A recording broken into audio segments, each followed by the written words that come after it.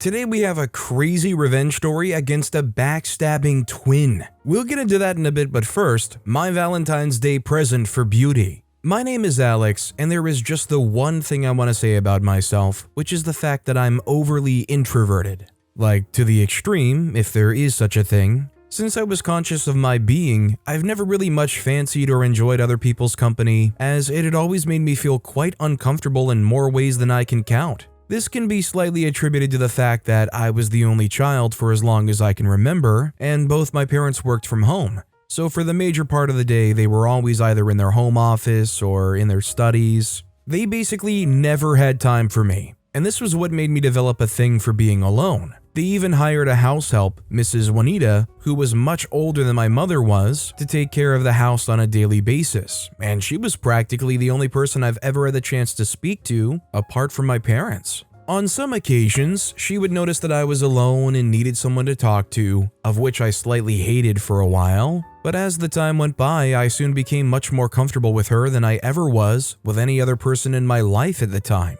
On some other occasions, she would also come with her son, who was right about the same age as I was, and he was always trying to get me to at least come outside and play, to which I turned him down every single time. I just was not up for it. Basically, I was just comfortable being on my own and enjoying my own company, but this all soon changed as both my parents were already planning on sending me to school. I've already been homeschooled ever since I could talk, and I must say, I have quite an adequate amount of knowledge, which were grades or levels above my age, and this would have taken me to a much higher grade if I were to be put in high school. But unfortunately for me, there was a minimal class I was supposed to start from, seeing as I'd never attended school before. I was really frustrated at the fact that I was even going to start high school because the thought of even meeting new people, or rather students of my age, was not pleasing one single bit. But I still did it anyway because Mrs. Juanita was the one that changed my mind a little bit by encouraging me to at least try it.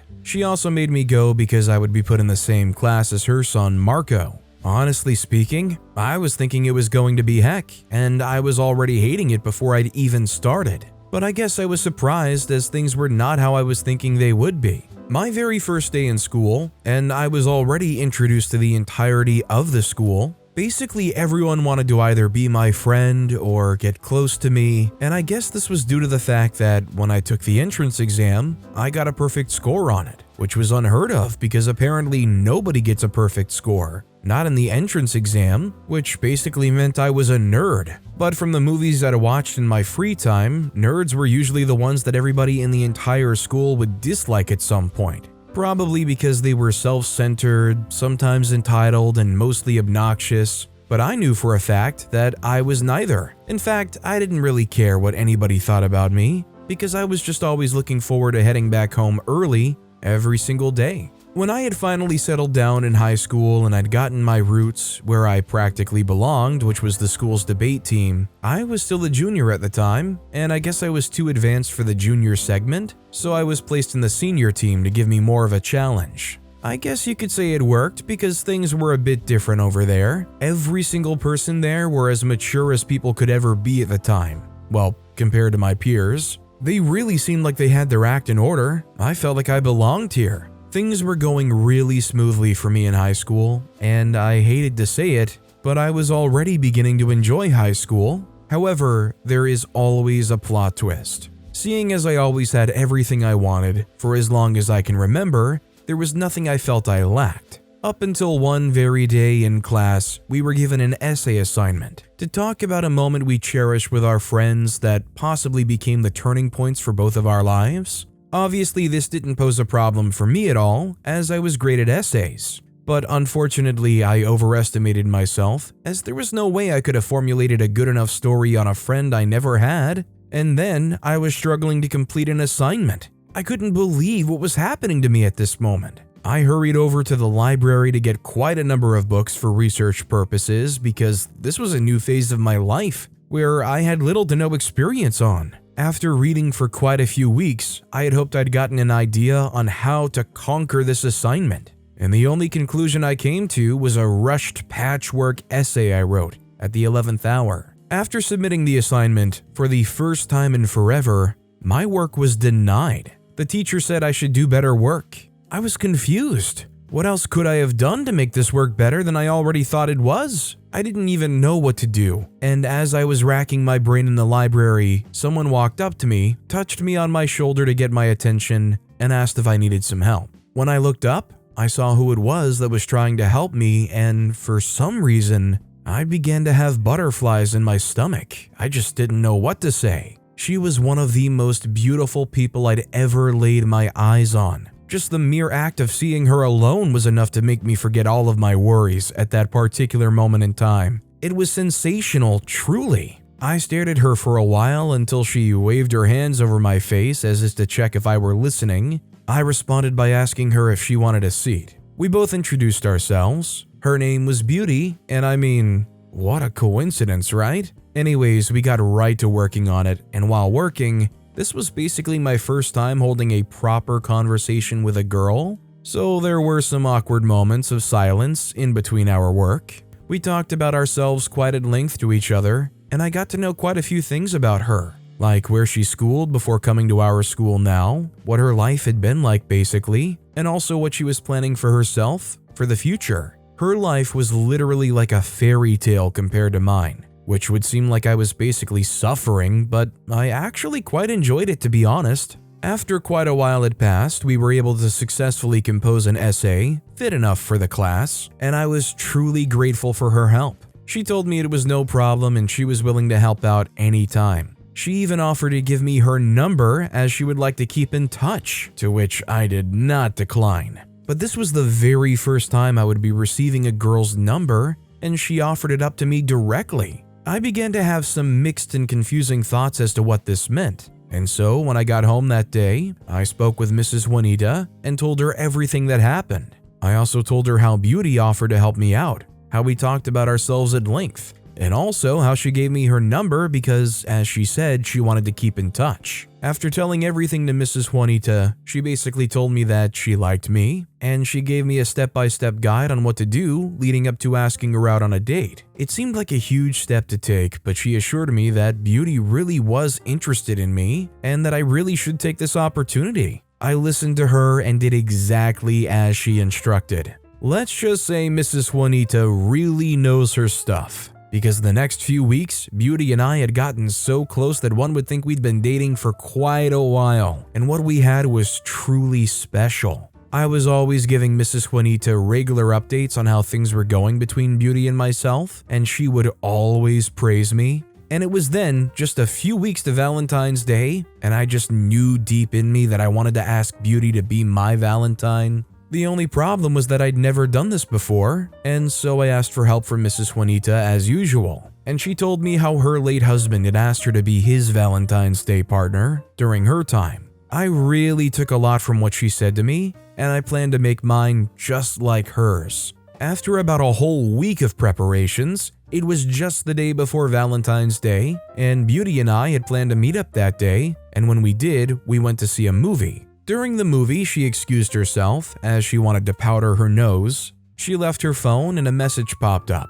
It was from a friend of hers asking her if she was still with that loser. I got confused as I didn't know what they were talking about prior to the message, but when I read the previous messages, I found out how she truly felt about me. And I was honestly disappointed, which turned to regret and then hate. I could not fathom how she could have been pretending all this time. And impulsively, the next thing I thought of was how I could get her back real good. And then I remembered the next day and thought of the perfect plan. After searching through her phone, I saw some immoral pictures on her phone, and I immediately sent them to mine as I was planning on presenting it to her in school the next day. And so the very next day in the hallway, where every single student was, I got down on one knee and asked her to be my Valentine's Day partner for the day, and she gave me her obvious fake face of shock and surprise, which would become real in an instant when she saw the present I had prepared for her. Sure, I got in trouble for what I'd done.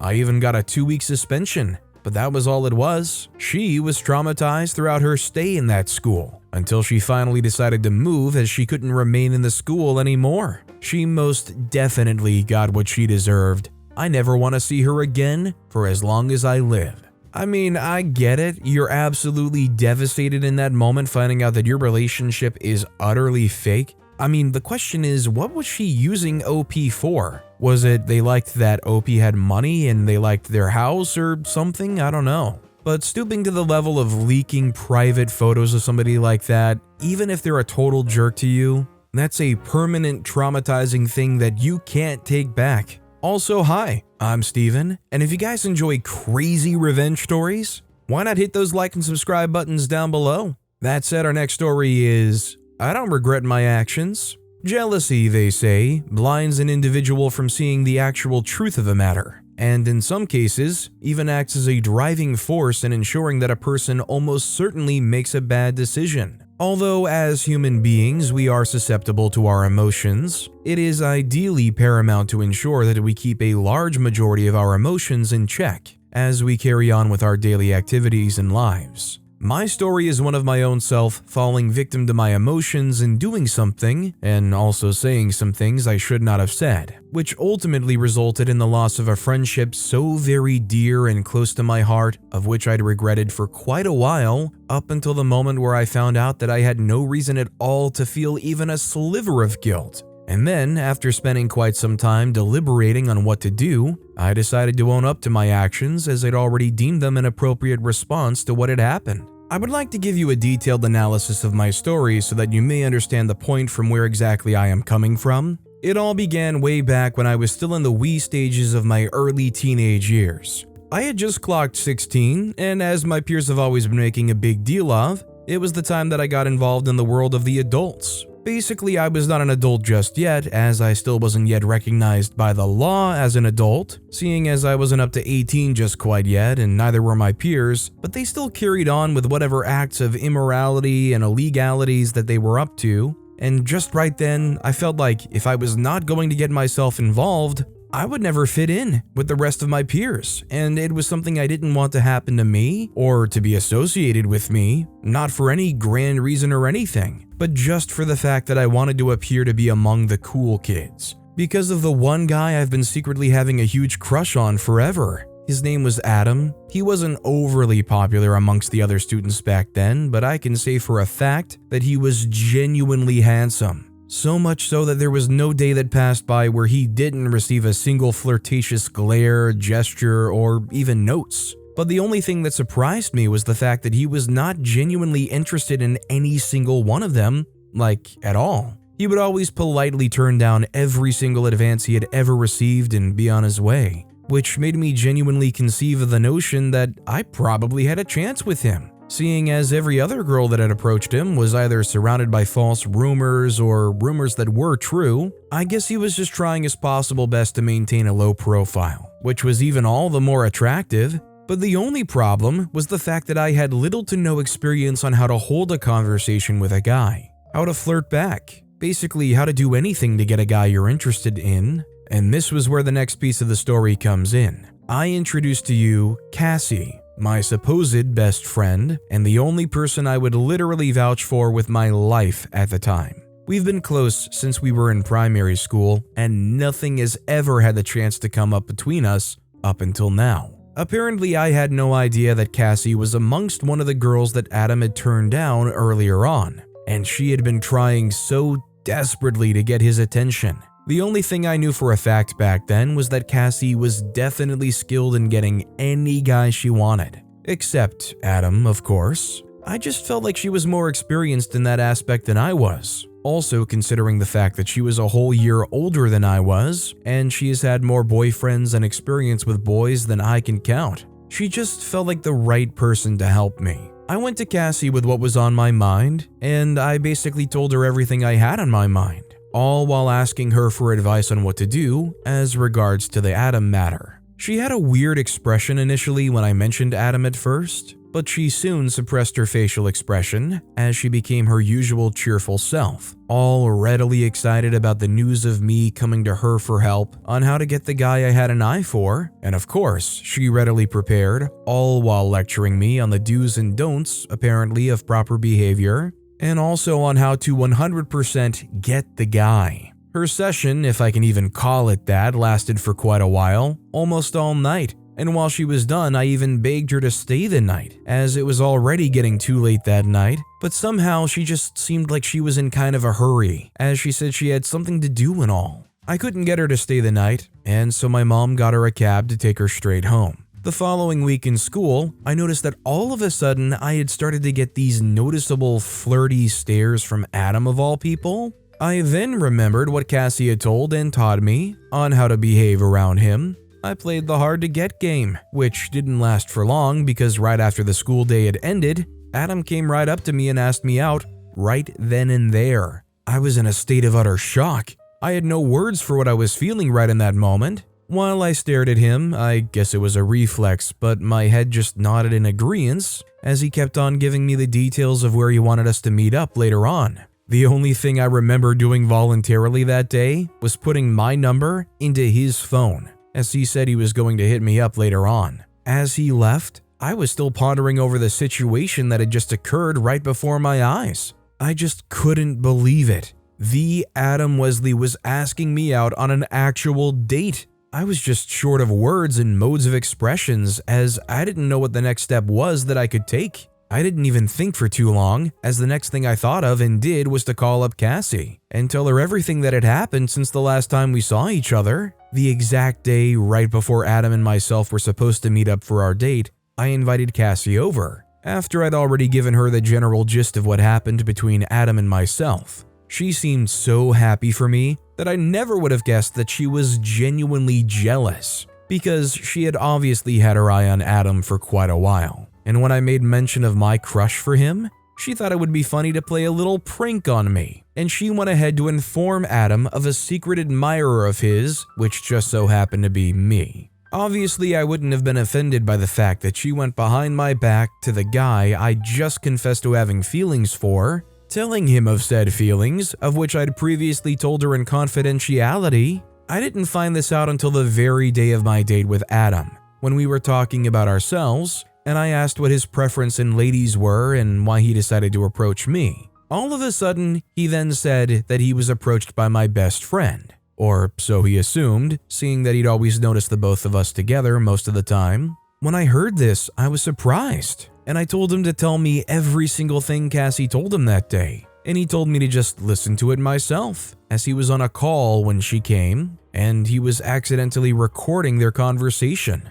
What I heard in the conversation really made me start questioning my friendship with Cassie, as I was hearing her say things about how she knows for a fact that I wasn't someone Adam would want to be involved with, and basically some other things absolutely insulting and degrading. After which, she ended by responding to Adam, who told her that he was absolutely, genuinely interested in me, as he would like a chance with me, but he didn't know if I would have given him one. That was the only thing that comforted me that evening, as I was already feeling betrayed by my very own friend, because I was actually expecting her to have put in a good word for me. If at all, she was going behind my back to talk to the guy I had a crush on and telling him about said crush. While we were done with our dinner, I went home a bit sad, as I was still thinking of ways in which I could pop the question. I guess you could say I was having cold feet about confronting my best friend about something horrible that she had done to me. It took quite a while, and not because I was anxious and all, but because Cassie was in the school's debate team, and they had just gone out of state for the regional finals, and so she wasn't going to be present in school for the next few weeks. The first few days were quite frustrating, mainly because I didn't know what to do when she came back, or how to confront her. But as the weeks went by, I was gradually coming up with a way forwards, in the worst case possible, and also the best case possible. When she finally came back, I gave her an opportunity at first to tell me all about what she had told Adam, and why she did it, and as you can guess, she was reluctant to admit the truth. And after much pushing and pressuring, she finally snapped and shouted at me, saying that she actually felt jealous because she'd been trying to get Adam for quite a while now, and the more he rejected her, the more she just wanted him. And when she found out that he was actually as interested in me as I was in him, she tried to sabotage it as best she could, which is why she went to him. After trying to reason with her for quite a long time, she made it perfectly clear to me that she did not want to have anything to do with me, and that she didn't feel sorry for her actions. I was taken aback. I really did not want things to come to this, as this was the worst case scenario. I'd been preparing against it all week. As the solution was right before me, I immediately went to action without a moment's thought.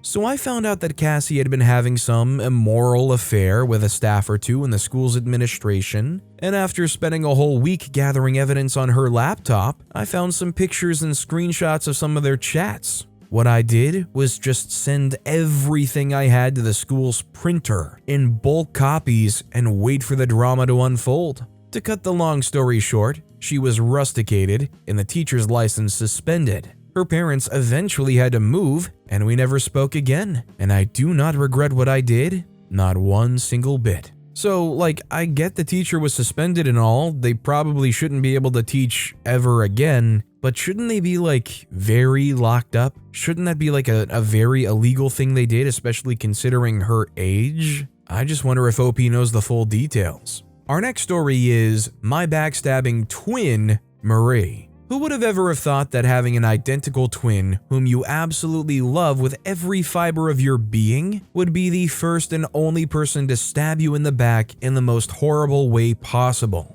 Thinking back now, it seems almost impossible. Nay, it was never impossible, for nothing is truly impossible, since the possibility of something actually happening is quite endless. But to have gotten hurt in this manner, and no less one caused by my very own twin sister, was something that really drove me over the edge. It made me lose all reason and focus. And after a not so thorough moment of thought, I just chose to side along with my impulses at that point, and some words were said. Some severe actions were taken against a certain person, and I don't regret doing what I said or did, because when you really look at it, every single person at some point has to grow up and begin owning up to every single action we make. Right from the moment we were born, seeing as I was the first one out, I was always regarded and treated as the elder sister. Even though I was only about a few minutes older than her, my parents made sure we were both aware of who came out first. And personally, this was not actually a bad decision on their path, as it actually made me get closer to my sister, knowing that in the event that my parents were to leave us alone in the house, I was going to be in charge of ensuring my sister's safety, which I was obviously very good at. There was something I realized only later on, which was the fact that no matter how hard you try to avoid it, when you're the firstborn child of your parents, you have automatically become the second parent in the family. There were several events where Marie would get in trouble, sometimes serious trouble, and other times not too serious, and I would come out and stand for her, voluntarily of course, to protect her, as I didn't want the news of my sister getting in trouble to get to the ears of my parents, or even for her name or image to be dragged in the mud. And so that was how, while trying my possible best to protect my twin sister as best I could, I ended up degrading the relationship and level of freedom she would have. Slowly but surely, she was getting feelings of frustration, majorly of not being able to be as free as she supposedly thought I was.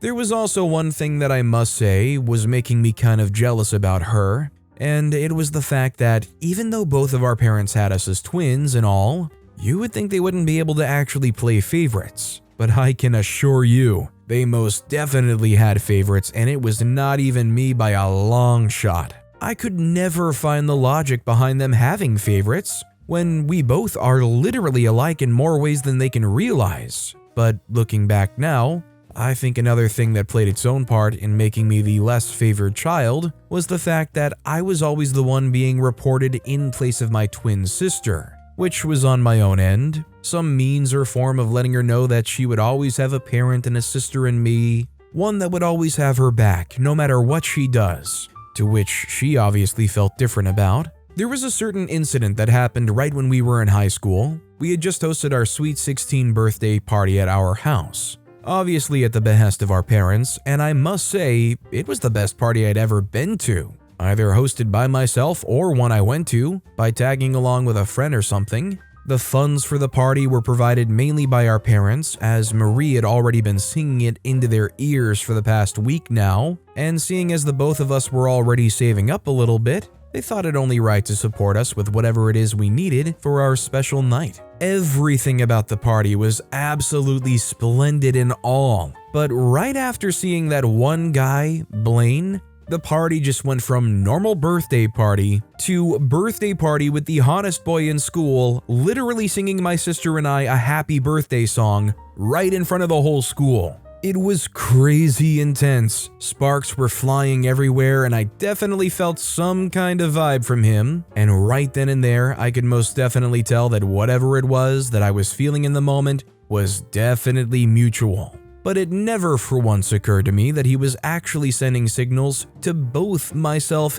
and my sister. Right after the party, when every other person was already heading home, he gently pulled me over to one side as he whispered in my ears that he would like to get my number and that he thought he should try and shoot his shot with me. When I asked why he didn't go to Marie first, he simply said that she was not reciprocating the vibe like I was. I can't believe I actually fell for that, because right after I put my number in his phone and he did his and mine, he kissed me. He literally kissed me. I really felt special. The very next day, I just couldn't hold my excitement in. I had to tell somebody what happened after the party last night. I wanted to tell somebody that the hottest boy in school sang at my birthday party, after which he walked up to me and said he found me attractive and that he would like my number, which obviously meant he was most definitely asking me out. I jumped out of bed. Almost immediately, my bedside alarm rang, and I went straight to Marie's room, as she was literally the only person I could tell something like this.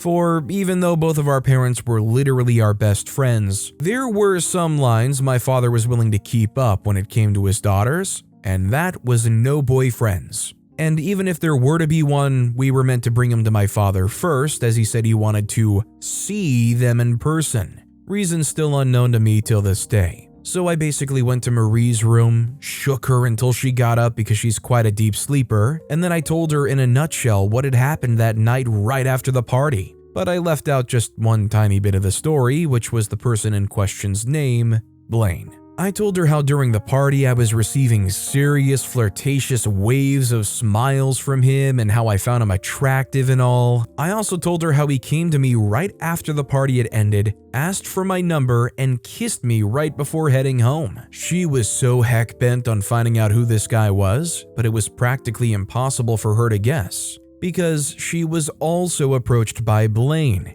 and he did the exact same thing to her, and he even got her number. But she didn't see it fit to tell me right then. Instead, she pretended as if nothing had happened that night for her too. I still feel like if she had told me that morning, we could have prevented all that had happened from happening. The following week, or rather month, Blaine and I were practically official. But there was one thing I just could not understand, which was the fact that, although he assured me that it was nothing, he tried to convince me that he was not too comfortable with having our relationship open to everyone, and that he would like to keep things between the both of us. I initially was upset by what he had said and suggested, but I don't know how he does it, but he just somehow changed my mind and somehow I was okay with what he had suggested. This went on for months, quite literal months, and neither myself nor Marie was aware of the fact that the both of us were practically being played by the exact same guy. Our moment of being kept in hidden and in the dark was soon over, as we were always bound to find out one way or the other, seeing as two-timing is never a good thing, and two-timing twin sisters for that matter.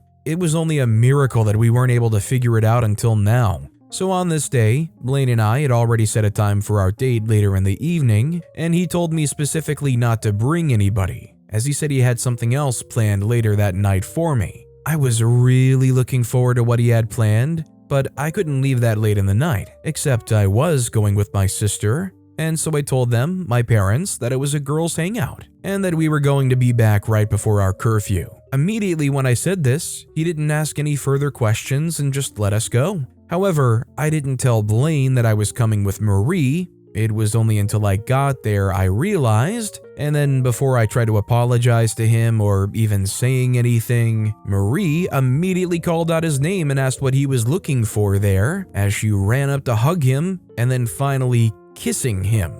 And in that moment, as if I had all the pieces of the puzzle and didn't know what to do with it, everything I'd been speculating just began falling into place, and things started beginning to make sense. Let's just say that moment I truly unleashed something in me, and it was most definitely not my best moment. But the basic summary of that night was that Blaine did what he did because he received a dare from his friends that he could not bag the both of us as it was near impossible, and he tried his luck, and I guess you could say he was successful. But afterwards, he didn't know how to end things and just went with the flow. But that wasn't what hurt me, because I then knew what kind of person Blaine was. The only thing that hurt me was the fact that Marie, of all people, was aware of what was going on, and she said absolutely nothing. She apparently found Blaine and me kissing right after the party, and when she found out he had done the exact same thing he did to her to me, she obviously had it out for me,